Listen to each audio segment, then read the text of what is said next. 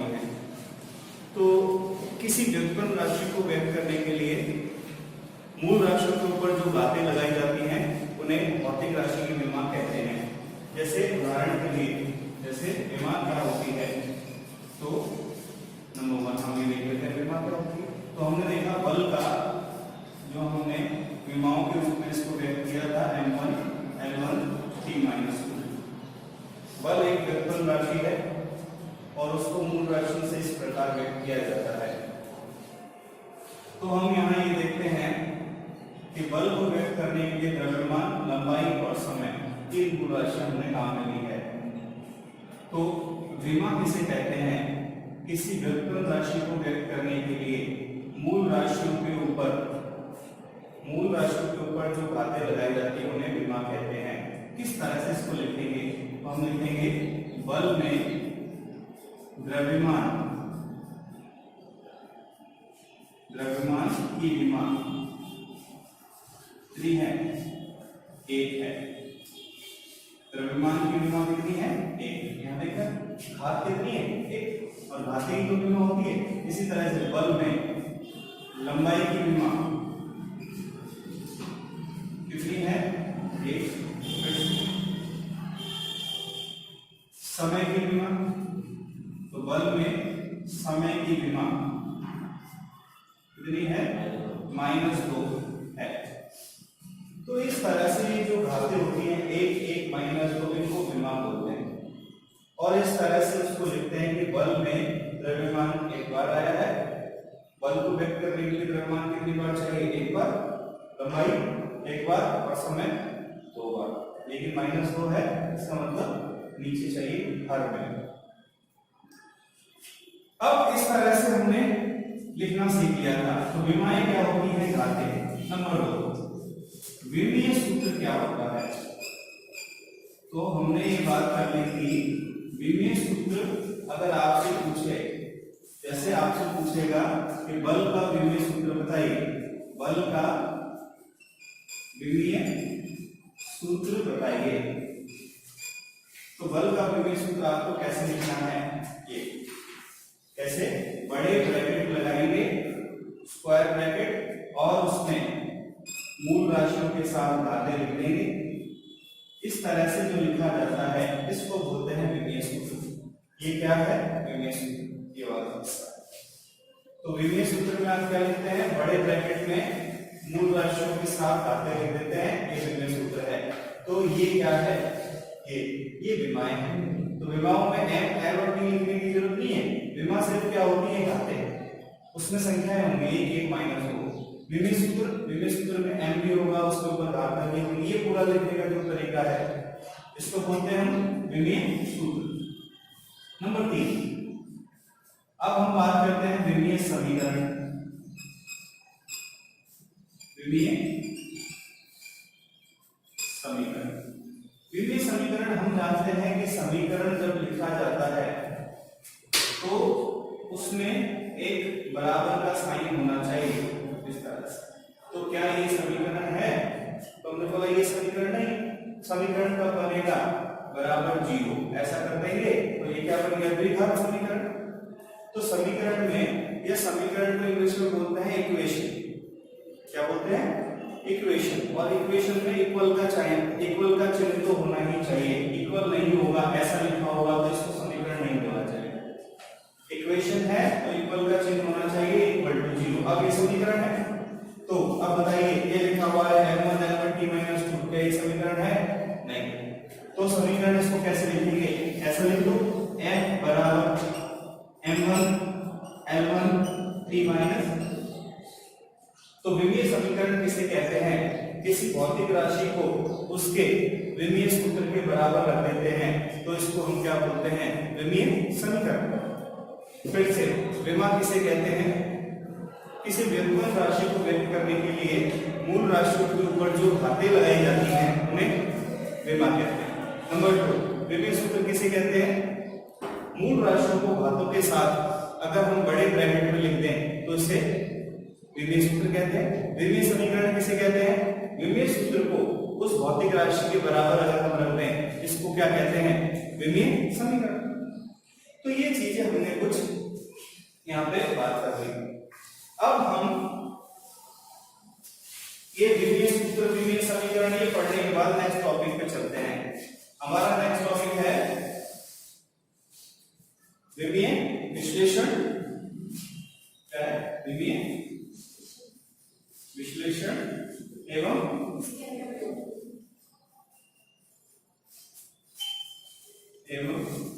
इसके अनुप्रयोग।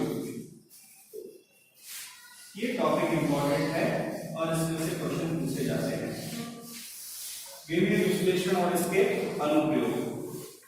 विमीय विश्लेषण का क्या मतलब है कि विमाओं की सहायता से विमीय सूत्र, विमीय समीकरण की सहायता से हम विश्लेषण करेंगे और कुछ दैनिक जीवन में इनके उपयोग ढूंढेंगे कि दैनिक जीवन में हम कहाँ काम आते हैं। तो विमीय विश्लेषण से हम कुछ चीजें हल करने वाले हैं।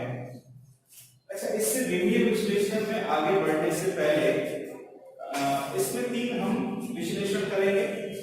पहला ये कि आपको एक सूत्र दिया जाएगा, उस सूत्र की सत्यता की जांच करनी है विमीय विश्लेषण की सहायता से।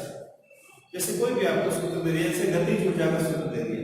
गतिज ऊर्जा का सूत्र होता है 1/2 mv², और आपको बोल दिया कि बताइए ये सूत्र सत्य है या असत्य है। तो आपको विमीय सूत्र से, विमीय सिद्धांत से, विमीय विश्लेषण से ये सिद्ध करना है कि ये सूत्र सत्य है, और कोई सूत्र अगर असत्य है तो वो साबित हो जाएगा कि वो असत्य है।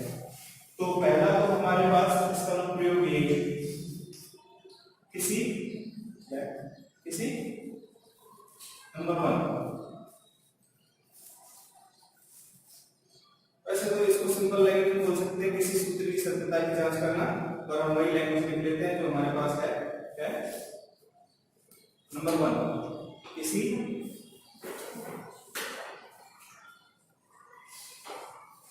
समीकरणों की विमीय संगति की जांच। समीकरणों की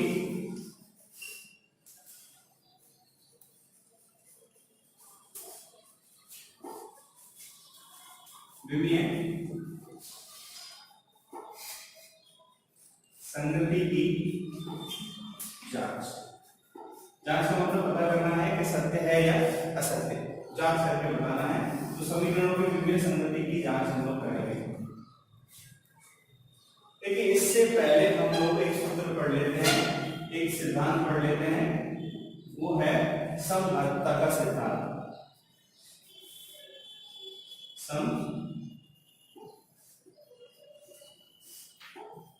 ये क्या होता है? इसको इंग्लिश में बोलते हैं प्रिंसिपल ऑफ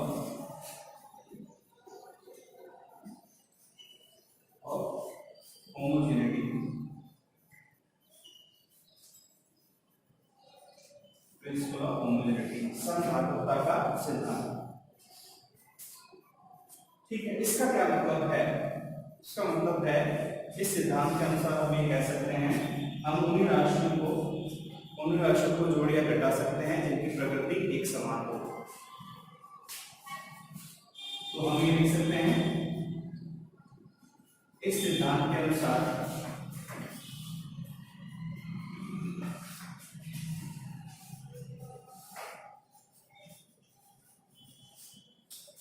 हम केवल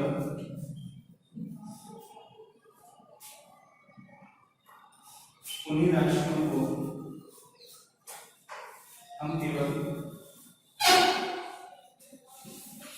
समान प्रकार की भौतिक राशियों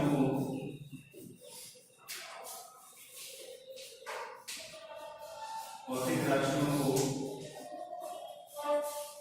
जोड़ या घटा सकते हैं।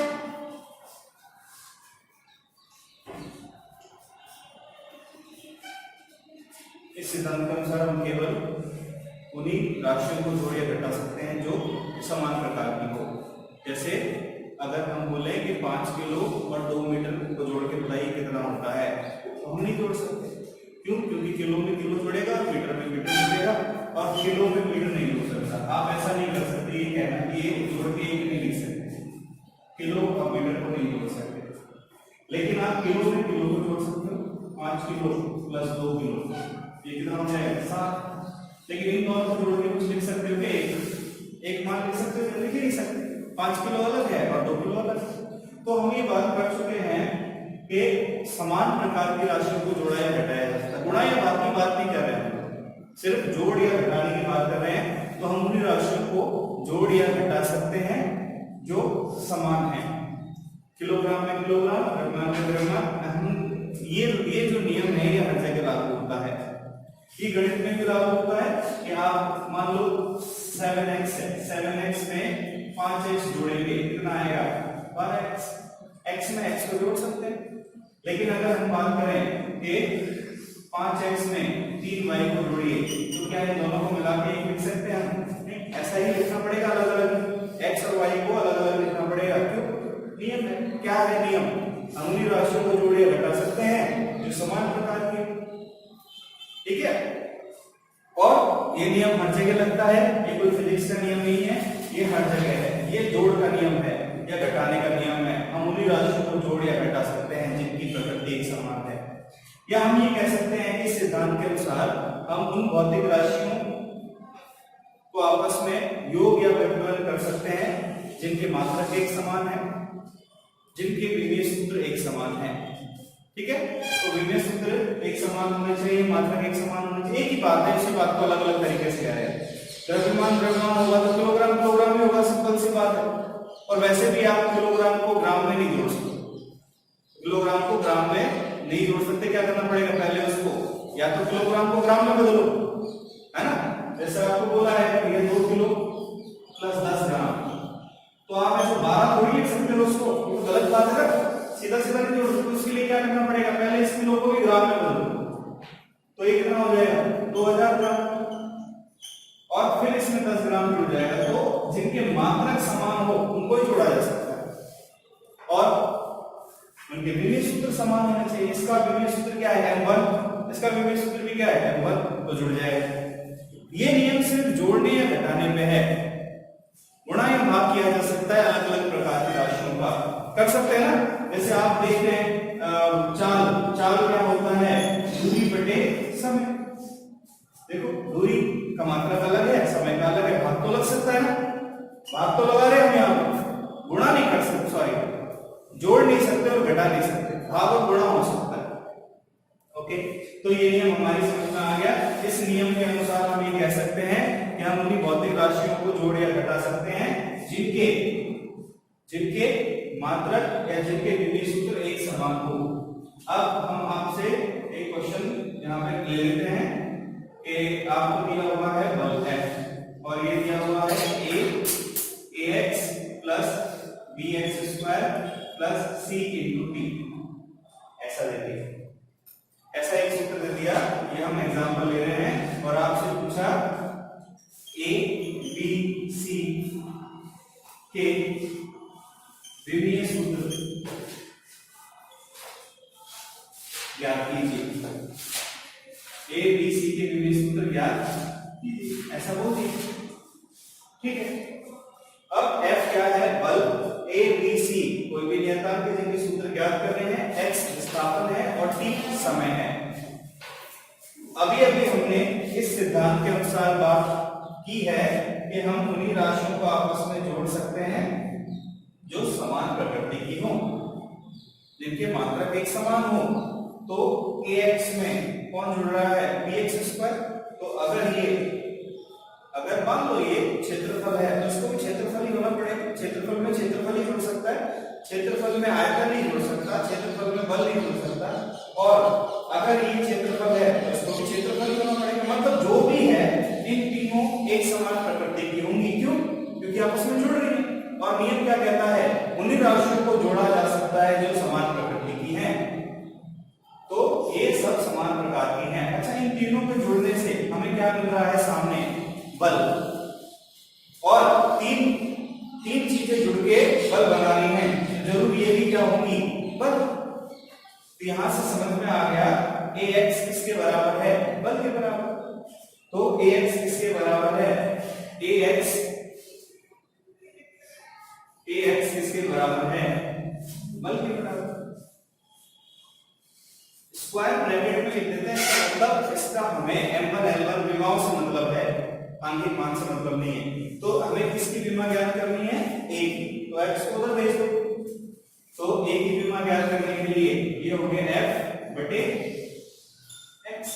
f क्या है? बल। बल का विभेद सूत्र हम जानते हैं m1 l1 t। अच्छा, x विस्थापन लंबाई होता है और इसका विभेद सूत्र है l1। तो L1 से L1 कैंसिल हो गया, ये आ जाएगा finally M1 L0 t minus 2। एक का विभेद सूत्र हम ऐसे निकाल सकते हैं। अच्छा, और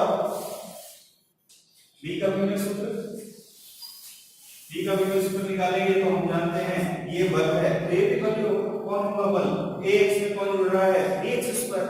तो bx स्क्वायर बल होगा, तो bx स्क्वायर ये किसके बराबर है? f के बराबर।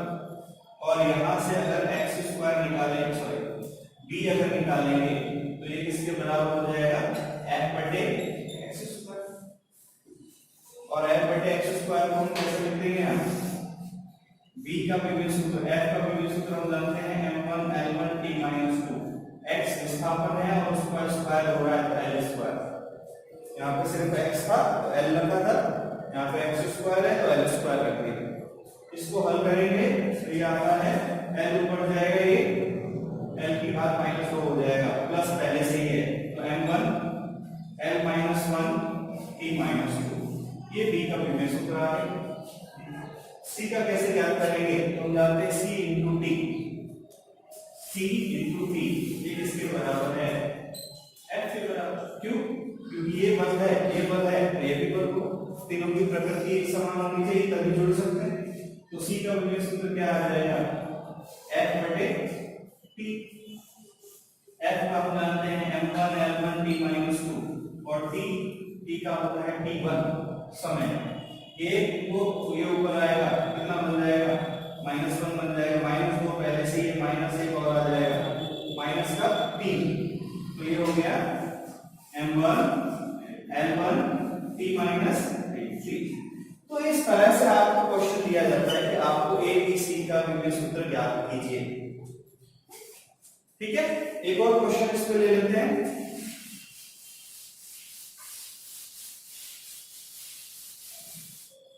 इस पे एक और क्वेश्चन ले लेते हैं, जैसा पूछा जाता है तो क्वेश्चन हम ले लेते हैं। चलिए यहां ले लेते हैं हम कार्य w और इसको ले लेते हैं a t plus b x square plus c bx square, ये अपॉन है 3 bx square upon c plus t cube. यहां से फिर से आपको a b c की w क्या है? कार्य। a b c नियतांक है, t समय है और x विस्थापन है। ये सब चीजें हमें पता है, तो आपको क्या करना है? a, b तथा c के विमीय सूत्र।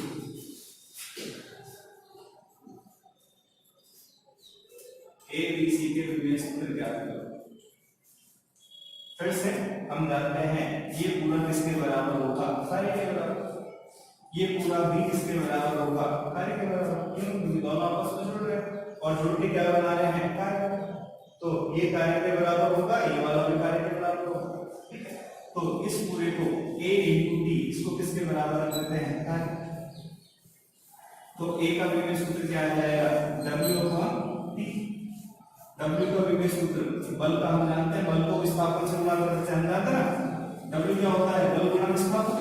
और बल का विभेद सूत्र क्या है? m1 l1 t minus 2। अभी भी वहां रखा है कई बार, और इसको किससे गुणा करना है? विस्थापन। विस्थापन का मतलब लंबाई। तो ये कितना बनेगा कार्य का विभव सूत्र m1 L2। अब बार बार इसको नहीं लिखेंगे, बार बार हम याद कर लेंगे कि m1 L2 t - 2। बल का दो ही ज्यादा जरूरत पड़ती है, बल और कार्य। बल का होता है m1 L1 t - 2, कार्य का यहाँ m1 L2 आ जाता है। तो अब यहाँ पे कार्य बड़े समय, कार्य का होता है m1 L2 t - 2 और समय का होता है t।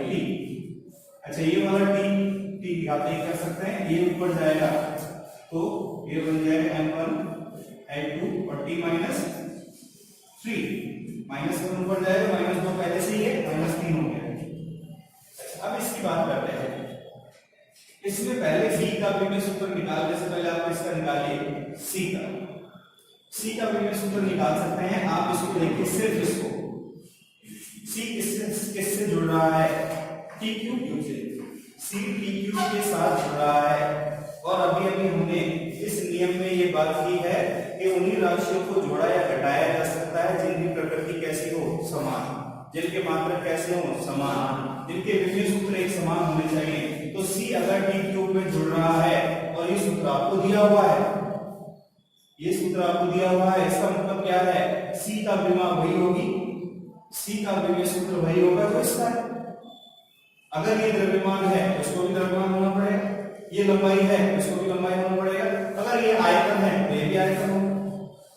तो हम समझ गए कि जिसके साथ c जुड़ रहा है तो उसका विभव सूत्र वही होगा, इसका c का विभव सूत्र वही होगा जो सामने जिसके साथ जुड़ रहा है उसका विभव सूत्र है। ये समय है, समय की घात 3, तो इसका विभव सूत्र क्या है, इसका विभव सूत्र है m0 L0 t की घात 3। किसका है ये, t की घात 3 का, और यही विभव सूत्र किसका होगा, c का।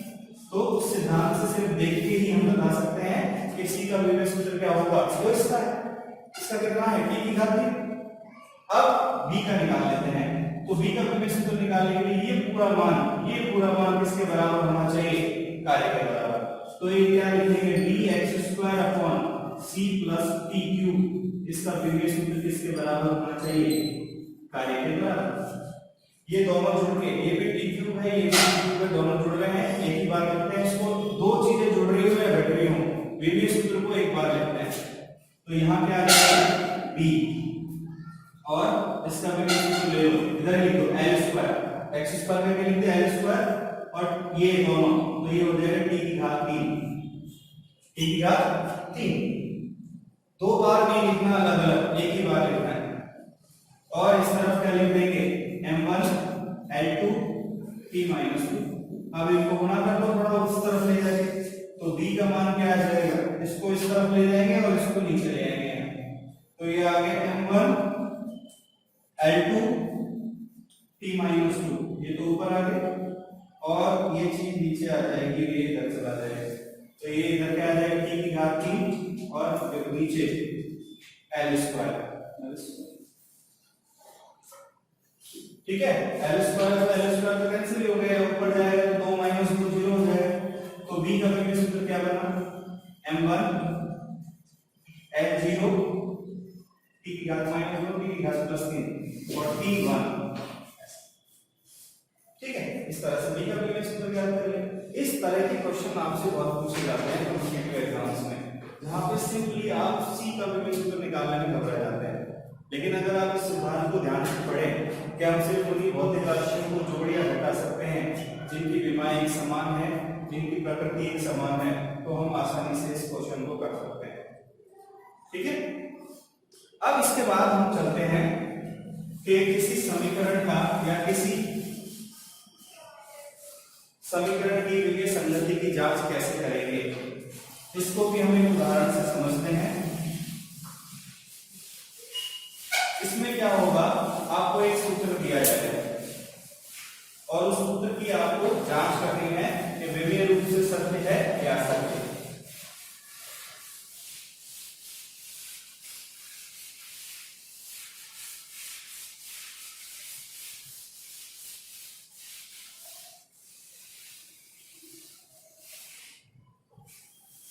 अब हमारा टॉपिक है विभव समीकरणों की विभव संगति की जांच। एक उदाहरण से हम इसको करेंगे और वही तरीका हम बार बार इस्तेमाल करेंगे। कोई भी सूत्र आपको लिखा हुआ है, कोई भी सूत्र आपको क्वेश्चन में दिया जाएगा और ये पूछा जाएगा कि छह करके बताइए कि ये जो सूत्र लिखा हुआ है ये विधि रूप से सत्य है या नहीं। अच्छा, विधि रूप से सत्य होना और सत्य होना ये दो बातों में क्या फर्क है?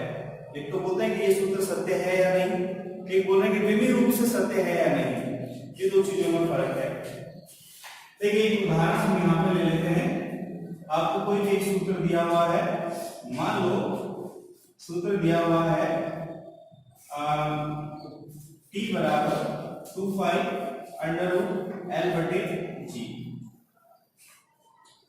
ये एक दोलन काल का सूत्र है, एक सरल दोलक है, वो इस तरह से दोलन गति कर रहा है और उसके दोलन काल का एक दोलन में लगने वाले समय का सूत्र है t बराबर 2π√L/g। ये सूत्र है। अब आपको क्वेश्चन क्या बोला जाएगा? उपरोक्त सूत्र की सत्यता की, उपरोक्त सूत्र की विमीय रूप से सत्यता की जांच कीजिए। क्या बोला जाएगा? विमीय रूप से, ऐसे क्वेश्चन दिया जाए, विमीय रूप से सत्यता की। अब देखिए विमीय विश्लेषण में हम बोलते हैं विमीय रूप से सत्यता की जांच कीजिए। इस तरह का क्वेश्चन आपके सामने है। कैसे करते हैं? तो किसी भी सूत्र में दो पद होते हैं, एक LHS में है और एक RHS में। दोनों तरफ की विमाएं हम लिख देंगे और अगर दोनों तरफ के विमीय सूत्र लिखने के बाद LHS का विमीय सूत्र RHS के विमीय सूत्र के बराबर आ जाता है तो ये जो सूत्र लिखा हुआ है ये विमीय रूप से सत्य है। और अगर LHS का विमीय सूत्र RHS के विमीय सूत्र के बराबर नहीं आता है तो ये सूत्र विमीय रूप से असत्य है। कहना क्या चाह रहे हैं हम ये कहना चाह रहे हैं कि इस तरफ का जो मात्रक है और इस तरफ का मात्रक है अगर बराबर आ जाता है तो बोलेंगे सूत्र सही। विमीय रूप से लिखने का क्या मतलब है? एक तरह से मात्रक ही तो लिख रहे हैं। तो हमारा तरीका क्या रहेगा उसको हम देखते हैं। सबसे पहले हम क्या करेंगे? सबसे पहले हम LHS का विमीय सूत्र लिखेंगे। तो LHS का विमीय सूत्र, LHS में कौन है? समय। सिर्फ क्या है? t क्या है? एक दोलन में लगने वाला समय।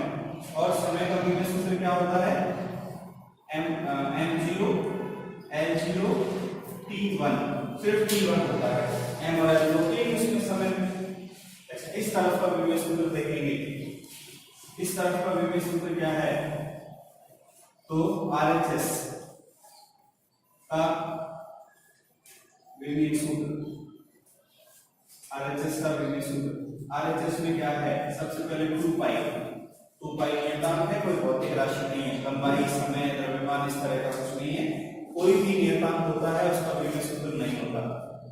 विमीय सूत्र उनका ही होता है जिनके मात्रक होते हैं और जो भौतिक राशियां हैं। तो नियतांक के लिए आपको विमीय सूत्र लिखने की जरूरत नहीं है। 2π के लिए कुछ नहीं लिखेंगे। फिर अंडर रूट लगा के, फिर L क्या है? धागे की लंबाई जिससे आपने सिंपल पेंडुलम को या सरल दोलक को लटकाया हुआ है। लंबाई के लिए विमीय सूत्र क्या होता है? L1। क्या होता है? L1। G क्या है? गुरुत्वीय त्वरण। G क्या है? गुरुत्वीय त्वरण। और गुरुत्वीय त्वरण का या त्वरण का विमीय सूत्र L1t-2 होता है। L1t-2। फिर से याद कर लीजिए एक बार। हम जानते हैं चाल क्या होता है या वेग होता है विस्थापन बटे समय। विस्थापन बटे समय। विस्थापन के लिए क्या है? लंबाई L1। समय क्या है? t1। जिसका विमीय सूत्र क्या होगा? वेग का L1t-1। ठीक है। अच्छा, त्वरण क्या होता है? त्वरण को a से व्यक्त करते हैं। ये होता है वेग बटे समय। वेग में परिवर्तन बटे समय। अच्छा, वेग का विमीय सूत्र कितना है? L1t-1 बटे समय। ये t-1 और ऊपर जाएगा तो त्वरण का विमीय सूत्र क्या बनेगा? L1t-2। जी क्या है? ध्रुवीय त्वरण। कोई सा भी त्वरण हो, सूत्र विमीय सूत्र हमेशा त्वरण का ही आएगा। तो इसका विमीय सूत्र कितना होगा? L1 T - 2। ध्यान रखो, L1 T - 2। L1 से L1 कैंसिल, या ऊपर लेके जाएंगे तो 1 माइनस 1 0 हो जाएगा, तो L1 तो कैंसिल। इसको क्या लिख सकते हैं? 1 बटे t की घात -2 अंडर, या t की घात -2 को ऊपर लेके आएंगे तो अंडर t स्क्वायर, या इसको क्या लिख देंगे? अंडर रूट से स्क्वायर कैंसिल हो जाएगा और t। इसको प्रॉपर इस फॉर्मेट में लिख देते हैं। m है क्या इसमें? नहीं। l है क्या? नहीं। सिर्फ क्या है? t। कितनी बार? एक बार। तो इसको लिख देते हैं, ये हो गया m0 l0 t1। अब देखिए LHS का विमीय सूत्र और RHS का विमीय सूत्र क्या एक बराबर है? यस। तो हम यहां लिख देंगे LHS का विमीय सूत्र, या LHS का विमीय सूत्र बराबर RHS का विमीय सूत्र। अगर ये दोनों बराबर हैं, लास्ट में एक लाइन और लिखते हैं। लास्ट में क्या लाइन लिखते हैं? अतः दिया गया सूत्र, अतः दिया गया सूत्र विमीय रूप से सत्य है या सही है। विमीय रूप से सही है। ठीक है, ये क्वेश्चन का या इसका नाम क्या है? समीकरणों की विमीय संगति की जांच करना। विमीय रूप से सत्य है या सत्य। क्या तरीका है? LHS का विमीय सूत्र लिखेंगे, RHS का विमीय सूत्र लिखेंगे। अगर दोनों बराबर आ गए तो हम लास्ट में एक लाइन लिख देंगे, विमीय रूप से सत्य है। अच्छा, एक चीज और, ये विमीय रूप से सत्य होना और सिर्फ सत्य होना, इनमें क्या फर्क है? तो हमने बोला ये वास्तविक सूत्र है। अगर यहाँ इसकी बजाय हमें ऐसा हो देता, तो यह सूत्र है हमारे पास t बराबर 5 पाई अंडर रूट l बटे g, ऐसा दिया हम वापस से वही करते, सारा काम करते और लास्ट में LHS RHS के बराबर आता। क्यों? यहाँ 2 पाई है, यहाँ 5 पाई, इसका तो हमने लिखा ही नहीं। चाहे 2 पाई हो चाहे 5 पाई हो, वो तो नियतांक, तो उसके लिए तो हमने विमीय सूत्र लिखा ही नहीं। ये वाला भी सत्य आता, फिर हम चक्कर में पड़ जाते, ये वाला सत्य है, ये वाला सत्य है। तो हम बोलते विमीय रूप से दोनों सत्य हैं। विमीय रूप से दोनों सत्य हैं। विमीय रूप क्या बताता है? दोनों तरफ की मात्रक बराबर है। विमीय रूप से दोनों सत्य हैं। क्यों? क्योंकि ये नियतांक को हल नहीं करता। विमीय रूप से दोनों सत्य हैं, लेकिन वास्तविक रूप से कौन सा सत्य है? ये वाला। तो वास्तविक रूप से सत्य होना और विमीय रूप से सत्य होना दो अलग अलग चीजें हैं। तो आप क्या बोलेंगे? विमीय रूप से सत्य है। ठीक है, ये जो सूत्र की सत्यता की जांच की है, उसके लिए कौन सा शब्द आप काम में लेंगे? हमेशा विमीय रूप से सत्य है या विमीय रूप से सही है। बात समझ में आ रही है आपको? विमीय रूप से सत्य होना और सत्य होने में क्या फर्क है? ठीक है, अब चलिए एक और उदाहरण लेते हैं इस पे और चेक करके बताएंगे कि सूत्र सत्य है या नहीं। तो एक और उदाहरण ले लेते हैं। उदाहरण, और आपको इस बार दिया है बल F, ये है mv² upon r², mv² upon r², या पहले चलो mv² अपॉन r, ऐसा करो mv² अपॉन r। चेक करके बताना है कि यह सूत्र की सत्यता की जांच करनी है। यह क्या है? सूत्र विमीय रूप से सत्य है या नहीं। तो चेक करके कैसे बताएंगे? LHS और RHS। पहले क्या कर लेते हैं? LHS का विमीय सूत्र लिख लेते हैं। LHS कौन है? इसका हल कर लेते हैं। LHS का विमीय सूत्र, बल का विमीय सूत्र हम जानते हैं m1 l1 t - 2। इस तरफ तो एक ही है, तो हल करने की जरूरत नहीं है, सीधा लिख देंगे। RHS का विमीय सूत्र, तो सबसे पहले कौन है? m क्या है? द्रव्यमान, v वेग और r त्रिज्या। त्रिज्या क्या होती है? क्या त्रिज्या द्रव्यमान होती है? नहीं। क्या त्रिज्या समय होती है? नहीं। क्या त्रिज्या लंबाई होती है? यस। तो त्रिज्या लंबाई होती है। त्रिज्या को मीटर में या सेंटीमीटर में लिखते हैं। तो फिर से इसका विभेद सूत्र लिखने के लिए सबसे पहले m का लिखिए, m का m, चाल का लिखिए L1 t-1 दूरी बटे समय t-1, ठीक है। r, अच्छा इसका स्क्वायर है तो स्क्वायर लगाना पड़ेगा, m स्क्वायर अपॉन r का क्या होगा? L1, इनको हल कर देंगे तो ये आ गया m1 स्क्वायर को करने आएंगे L2 t-2 बटे L1, एक L कैंसिल हो जाएगा, ये ऊपर लेके जाएंगे तो ये हो गया m1 L1 t-2। फिर से देखिए LHS का विभेद सूत्र m1 L1 t-2, RHS का विभेद सूत्र m1 L1 t-2, क्या दोनों बराबर हैं? तो लिख देंगे LHS का विभेद सूत्र बराबर RHS का विभेद सूत्र, और फिर यहां लिख देंगे अतः दिया गया सूत्र विभेद रूप से सत्य है। ठीक है, तरीका आ गया, समझ में आ गया कैसे करते हैं? बिल्कुल सिंपल है। तो सबसे ज्यादा जो चीजें ना वो ये चीजें आनी चाहिए आपको, ये कैसे लिखते हैं m1 L1 t-2 कैसे लिखते हैं, वो तरीका है। क्या है वो तरीका? एक एक करके चलिए। कब तक चलिए? जब तक कि हमें दूरी और समय मतलब मूल राशि ना मिल जाए। तो मान लो हमें बल का विभेद सूत्र पता लगाना है। बल बल बल क्या होता है? F बराबर ma। बल का पता लगाना है। m क्या है? द्रव्यमान। a क्या है? त्वरण। कोई बात नहीं, तो यहाँ पे हम क्या लिख देते हैं? द्रव्यमान का विभेद सूत्र हम जानते हैं m1। त्वरण, त्वरण का नहीं जानते, त्वरण का नहीं जानते तो फिर त्वरण को सोचो। त्वरण क्या होता है? वेग बटे समय। अब समय का हम जानते हैं कि होता है मूल राशियों में है, वेग मूल राशियों में नहीं है। तो पहले वेग का सोचो। वेग क्या होता है? विस्थापन बटे समय। विस्थापन क्या मूल राशियों में है? यस, लंबाई होती है विस्थापन। तो ये क्या हो गया? L1 और t1, इसको हल करेंगे L1 t-1। अब वेग का यहां रखो L1 t-1, यहां रख दिया और नीचे समय t, ये क्या बन गया? L1 t-2। ये त्वरण आ गया, त्वरण का यहां रखा L1 t-2। तो बताइए बल का क्या त्वरण? ऐसे स्टेप बाय स्टेप चलिए। आपने क्या लिखा? m × a, m का पता है क्योंकि m तो साथ में आता है। a का नहीं पता, a का नहीं पता तो पहले a का निकाल। a क्या होता है? वेग बटे समय। अब समय तो सात राशि में आता है, इसका कोई प्रॉब्लम नहीं है, आ जाएगा।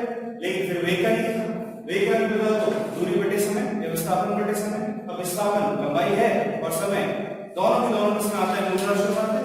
तो तोड़ते तोड़ते वहां पहुंच जाओ जब तक कि मूल राशि ना आ जाए, अपने आप आ जाएगा। लेकिन मैं ये कहता हूं कि आप बल का और कार्य का विभेद सूत्र डायरेक्टली याद रखें, क्योंकि बार बार यूज आता है, इतना बड़ा बार बार करेंगे तो टाइम लगेगा। तो इस तरह से हम हल करके ये बता सकते हैं कि कौन सा सूत्र विभिन्न रूप से सत्य है और कौन सा सूत्र विभिन्न रूप से सत्य नहीं है। अच्छा, अगर आपको एक और क्वेश्चन दें हम, एक और उदाहरण नंबर 3 का उदाहरण, और आपको दिया है गति का द्वितीय समीकरण s बराबर ut प्लस 1/2 at²। एक समीकरण दिया है और आपको बुलाया गया है कि इस समीकरण की द्वितीय सत्यता की जांच कीजिए। अब यहाँ पे LHS RHS वाली भाषा नहीं चलेगी। क्यों? क्योंकि यहाँ पे 2 से ज्यादा पद हैं। यहाँ कितने पद हैं? 1, 2 और 3 पद हैं। तो LHS और RHS वाली भाषा नहीं चलेगी। हम यहाँ पे क्या करेंगे? सबसे पहले क्या करना है? क्वेश्चन को लिखने की जरूरत नहीं है, क्वेश्चन यही, सूत्र की द्वितीय रूप से सत्यता की जांच कीजिए। करते हैं। तो अगर 2 से ज्यादा पद हो, काम नहीं करना है, 2 से ज्यादा पद हो तो भाषा बदल देंगे। हम क्या लिखेंगे? प्रथम पद का विभेद सूत्र। प्रथम पद का विभेद सूत्र क्या रहेगा? प्रथम पद कौन है? विस्थापन। आप इसमें सबको पहचानते हैं। ये क्या है? विस्थापन। ये क्या है? प्रारंभिक वेग t, समय 1/2 को नियतांक है, a त्वरण और t² समय का स्क्वायर।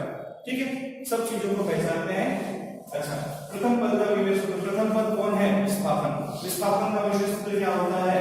विस्थापन एक तरह से लंबाई है m0 L1 t0, तो क्या होता है? L प्रतिस्थापन का विमेय सूत्र क्या होता है? L। द्वितीय पद, तो द्वितीय पद का विमेय सूत्र, द्वितीय पद का विमेय सूत्र, तो इसके लिए हम क्या करेंगे? u into T. u क्या है? वेग, कोई भी वेग को प्रारंभिक अंतिम वेग का विमेय सूत्र क्या होता है? L1 t माइनस 1, और t क्या है? समय। इसका विमेय सूत्र क्या होता है? t1। इनको जब हल करेंगे हमारे पास फिर से क्या आएगा? m0 t माइनस 1, t1 तो 0 हो गया, m0 L1 तृतीय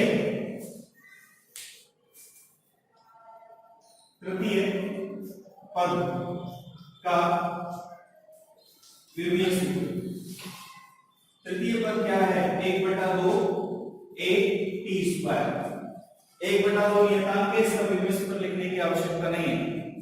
a त्वरण है, त्वरण का विमेय सूत्र L1 t माइनस 2, और ये क्या है? t square. इन दोनों को हल करेंगे फिर से m0 L1 t0। प्रथम पद का विमेय सूत्र, द्वितीय पद का विमेय सूत्र, तृतीय पद का विमेय सूत्र, क्या सभी पदों के विमेय सूत्र समान है? यस। तो हम ये कह सकते हैं कि ये सूत्र विमेय रूप से सही है। तो इसमें कौन सी भाषा लिखेंगे? अतः सभी पदों के विमेय सूत्र समान है, इसलिए यह सूत्र विमेय रूप से सत्य है या विमेय रूप से सही है। बात समझ में आती है? तो काम नहीं करना है, भाषा अलग बदल गई। LHS RHS की बजाय यहाँ कौन सी भाषा का इस्तेमाल किया है? प्रथम पद, द्वितीय पद, ऐसे। तो बस लैंग्वेज बदल गई है, भाषा बदल गई है। LHS RHS की जगह ये प्रथम पद और द्वितीय पद वाली भाषा का इस्तेमाल किया है, तरीका वही है। तो अभी हम क्या कर रहे हैं? अभी विमेय विश्लेषण कर रहे हैं, और उसके अनुप्रयोग के विमेय विश्लेषण करके हम क्या कर सकते हैं? हम ये पता लगा सकते हैं कि कौन सा सूत्र सत्य है और कौन सा सूत्र असत्य है। तो ये चेक करके बता सकते हैं, और वो हमने 3 उदाहरणों की सहायता से देखा है। आई होप कि आपको समझ में आया होगा। So thank you very much.